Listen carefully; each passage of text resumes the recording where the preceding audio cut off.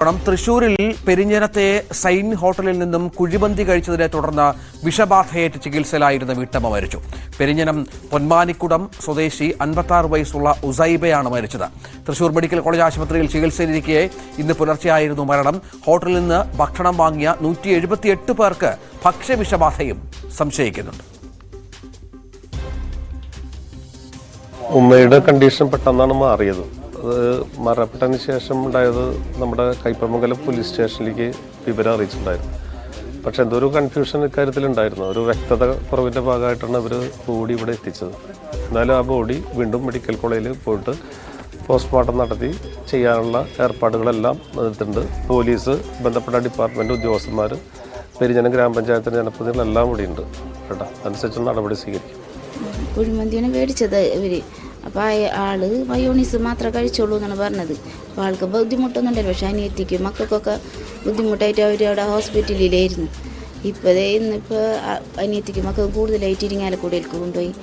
ഇന്നലെ ഇവിടെ കുട്ടിലക്കടവിൽ കാണിച്ചിട്ട് അങ്ങനെ തന്നെ ഇരിങ്ങാലക്കുടയിൽ കൊണ്ടുപോയി. അപ്പോൾ ഓർമ്മയൊക്കെ പോയി. അങ്ങനെ അങ്ങനെ തന്നെ തൃശ്ശൂർ മെഡിക്കൽ കോളേജിൽ ഇന്നലെ കൊണ്ടുപോയി. ഒരു മണിയൊക്കെ ആയപ്പോഴേക്കിനും മരണപ്പെട്ടു. വെളുപ്പിന് 6:30 ആയപ്പോഴേക്കിനും കൊണ്ടുപോകുന്നു.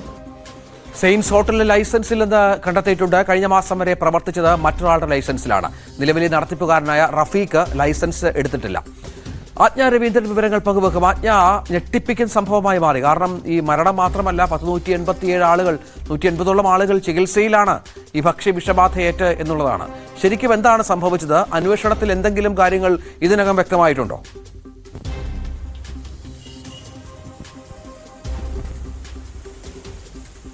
ശരിക്കും രഞ്ജിത്ത്, അതിൻ്റെ ഫുഡ് സാമ്പിളുകൾ ശേഖരിച്ചിട്ടേ ഉള്ളൂ.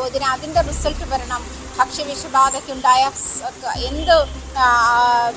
ഏത് സാഹചര്യത്തിലാണ്, ഏത് ഐറ്റത്തിൽ നിന്നാണ് ഫുഡ് പോയിസൺ ഉണ്ടായത് എന്ന് വ്യക്തമാകണമെങ്കിൽ ഈ സാമ്പിളുകൾ ആരോഗ്യ വിഭാഗത്തിലെ ഫുഡ് സാമ്പിളുകൾ ശേഖരിച്ചിട്ടുണ്ട്. അതിൻ്റെ റിസൾട്ട് വരണമെന്നാണ് മനസ്സിലാക്കുന്നത്. അതുപോലെ തന്നെ പോസ്റ്റ്മോർട്ടം റിപ്പോർട്ട് വന്നാൽ മാത്രമേ കൂടുതൽ അക്കാര്യത്തിൽ ക്ലാരിറ്റി ഉണ്ടാവുകയുള്ളൂ. കഴിഞ്ഞ ശനിയാഴ്ചയാണ് ഈ സംഭവം നടക്കുന്നത്. പെരിഞ്ഞനത്ത് സ്വദേശിയായിരുന്ന നുസൈബയാണ്, പെരിഞ്ഞനം സ്വദേശി നുസൈബയാണ് ഇന്ന് രാവിലെ മരിച്ചത്. കഴിഞ്ഞ ശനിയാഴ്ച ഇവർ സെയിൻ ഹോട്ടലിൽ നിന്നും ഭക്ഷണം, അതായത് കുഴിമന്തി പാർസൽ വാങ്ങിയിട്ടുണ്ടായി. പാർസൽ വാങ്ങിയ ഭക്ഷണം കഴിച്ചത് നുസൈബയും സഹോദരിയും 2 മക്കളുമാണ്. അതേസമയം ആ ദിവസം നുസൈബയ്ക്ക് ആരോഗ്യ പ്രശ്നങ്ങൾ വലുതായി കാണിച്ചില്ല. പക്ഷേ സഹോദരിയും മക്കളും ആശുപത്രിയിലാകുന്ന ഒരു സാഹചര്യം. അവർക്ക് വലിയ കഠിനമായ വയറിളക്കവും ഛർദിയും ഉണ്ടാകുന്നു, പനി ഉണ്ടാകുന്നു. ഈ ഒരു സാഹചര്യത്തിൽ അവരാണ് ആദ്യം ആശുപത്രിയിൽ അഡ്മിറ്റ് ചെയ്തത്. അതേസമയം പിറ്റേ ദിവസമാണ്, അതായത് ഞായറാഴ്ചയാണ് നുസൈബയ്ക്ക് പെട്ടെന്ന് ശാരീരിക അസ്വാസ്ഥ്യം ഉണ്ടാകുന്നതും വയ്യാതാകുന്നതും. ഇതേ തുടർന്ന് വയറിളക്കവും ഛർദിയും പനിയും ഒക്കെ ബാധിക്കുന്നതും. ഇതേ തുടർന്നാണ് അവരെ പെട്ടെന്ന് ആശുപത്രിയിലേക്ക് എത്തിക്കുന്നത്. ആദ്യം ഒരു പ്രാഥമിക ആരോഗ്യ കേന്ദ്രത്തിൽ എത്തിച്ചിരുന്നു. പിന്നീട് തൃശ്ശൂർ മെഡിക്കൽ കോളേജിലേക്ക് സ്ഥിതി കൂടുതൽ വഷളായതോടെ മാറ്റേണ്ടുന്ന ഒരു സാഹചര്യം ഉണ്ടായി. ഈ അവസ്ഥയിലാണ് നുസൈബ ഇന്ന് വെളുപ്പിനെ 3 മണിക്ക്, ഓർമ്മ നഷ്ടപ്പെട്ട ഒരു അവസ്ഥയായിരുന്നു. ഇങ്ങനെ ഒരു അവസ്ഥയിലാണ് ഇന്ന് വെളുപ്പിനെ 3 മണിക്ക് ആണ് നുസൈബ മരണമടഞ്ഞത്.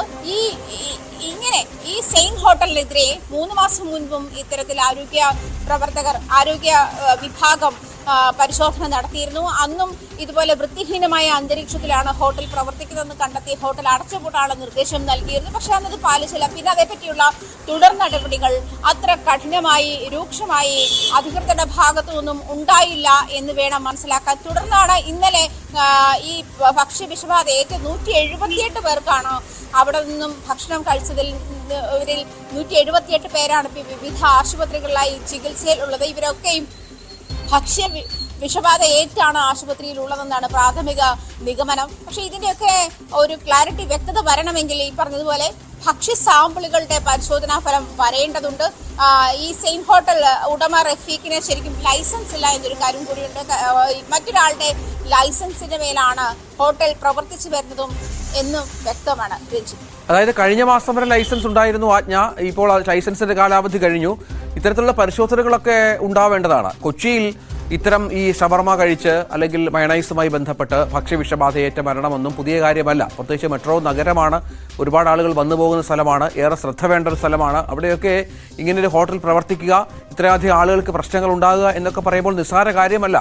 അതിൻ്റെ ഗൗരവം ഇതുവരെ ഈ നഗരസഭാ അധികൃതർക്ക് മനസ്സിലായിട്ടുണ്ടോ? അതനുസരിച്ച് നടപടികൾ ആരംഭിച്ചിട്ടുണ്ടോ?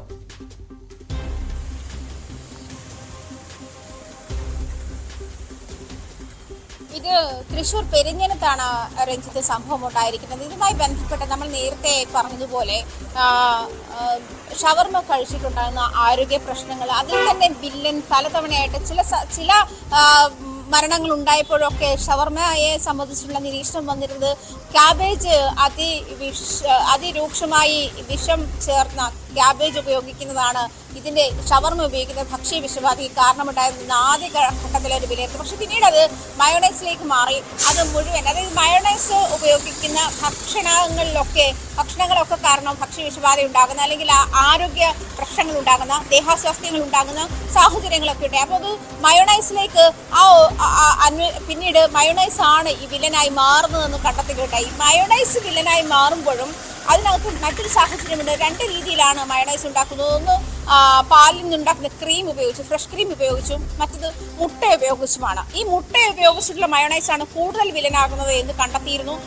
അതിനുശേഷമാണ് മുട്ട ഉപയോഗിച്ച്, അതായത് കേരളത്തിലെ ഹോട്ടലുകളിൽ മുട്ട ഉപയോഗിച്ചുള്ള മയോണൈസ് ഇനി ഉണ്ടാക്കരുത്, അതായത് ഉപയോഗിക്കരുതെന്ന് ആരോഗ്യമന്ത്രി തന്നെ സർക്കുലർ ഇറക്കിയതാണ് ഒരു 2 വർഷം മുൻപേ. പക്ഷെ അത് പിന്നീടും നമ്മൾ തന്നെയും ഇപ്പോൾ ഏതെങ്കിലും കടകളിൽ ചെന്ന് കഴിക്കുന്നത് തന്നെ മുട്ട ഉപയോഗിച്ച് തന്നെ ഉണ്ടാക്കുന്ന, അല്ല മുട്ടയുടെ വെള്ള ഉപയോഗിച്ച് ഉണ്ടാക്കുന്ന പച്ചമുട്ടയാണ് ഉപയോഗിക്കുന്ന മയോണൈസ് തന്നെയാണ് നമ്മൾ കഴിക്കുന്നതും. പക്ഷേ ഇതിനൊന്നും ഒരാഴ്ചയോ അല്ലെങ്കിൽ ഒരു മാസമോ മാത്രമായിരിക്കും ഒരു പക്ഷേ ഇങ്ങനെ എന്തെങ്കിലും നിർദ്ദേശം വെച്ചാൽ അത് വളരെ സ്ട്രിക്റ്റ് ആയിട്ട് ഫോളോ ചെയ്യുകയും ആരോഗ്യ പ്രവർത്തകർ അതിൻ്റെ പിന്നാലെ പോവുകയും പിന്നീട് പരിശോധനകൾ നടത്തുകയും ചെയ്യുന്ന ഒരു സാഹചര്യമുള്ളത് ഉണ്ടാകുന്നത് ഈ ഒരു നിബന്ധനകൾ മുന്നോട്ട് വയ്ക്കുമ്പോൾ, നിർദ്ദേശങ്ങൾ മുന്നോട്ട് വയ്ക്കുമ്പോൾ, ഇങ്ങനെ വലിയ അപകടങ്ങൾ ഉണ്ടാകുമ്പോൾ, ദുരന്തങ്ങൾ ഉണ്ടാകുമ്പോഴാണ് അതിൻ്റെ പിന്നാലെ മാത്രം അധികൃതർ അനങ്ങുന്ന, അല്ലെങ്കിൽ അതിൻ്റെ പിന്നാലെ അധികൃതർ സഞ്ചരിക്കുന്ന ഒരു രീതി കണ്ടുവരുന്നത്.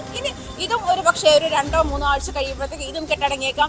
പിന്നീട് ഇതിന്റെ മേലുള്ള ഇപ്പോൾ കുറച്ച് ദിവസങ്ങളായിട്ട് ഈ പറയുന്നത് പോലെ ആരോഗ്യ പ്രവർത്തകർ പരിശോധനകളൊക്കെ നടത്തി പലയിടങ്ങളിലായി, കൊച്ചിയിൽ തന്നെ പലയിടങ്ങളിലായി ഈ ഫ്രൂട്ട് ജ്യൂസ് ഉണ്ടാക്കുന്നത്, ഷേക്ക് ഉണ്ടാക്കുന്ന കടകളിൽ നിന്നൊക്കെ ചീഞ്ഞളിഞ്ഞ പഴക്കുലയോടെ തന്നെ കണ്ടെത്തുന്ന സാഹചര്യമുണ്ടായി. അതുപോലെ തന്നെ വൃത്തിഹീനമായ അന്തരീക്ഷത്തിലാണ് അത്തരം ഭക്ഷ്യവസ്തുക്കൾ പാകം ചെയ്യുന്നത് എന്ന് കണ്ടെത്തുകയുണ്ടായി. അങ്ങനെയുള്ള കടകൾക്കൊക്കെ അടച്ചുപൂട്ടൽ നടപടികളിലേക്ക് കടന്നിട്ടുണ്ട്, അല്ലെങ്കിൽ ലൈസൻസ് റദ്ദാക്കുന്ന നടപടികളിലേക്ക് കടന്നിട്ടുണ്ട്. പക്ഷെ അത് പിന്നീട് ഒരു 2-3 മാസം കഴിയുമ്പോൾ വീണ്ടും എവിടെയെങ്കിലും എമർജ് ചെയ്ത് വരുന്ന ഒരു സാഹചര്യം കൂടി ഉണ്ട്.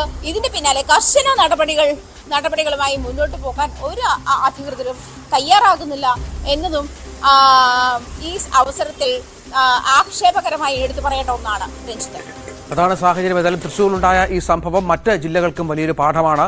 തൊട്ടടുത്തുള്ള കൊച്ചിയിലും എറണാകുളത്തുമൊക്കെ ഇത്തരം സംഭവങ്ങൾ ആവർത്തിക്കുന്നുണ്ട്.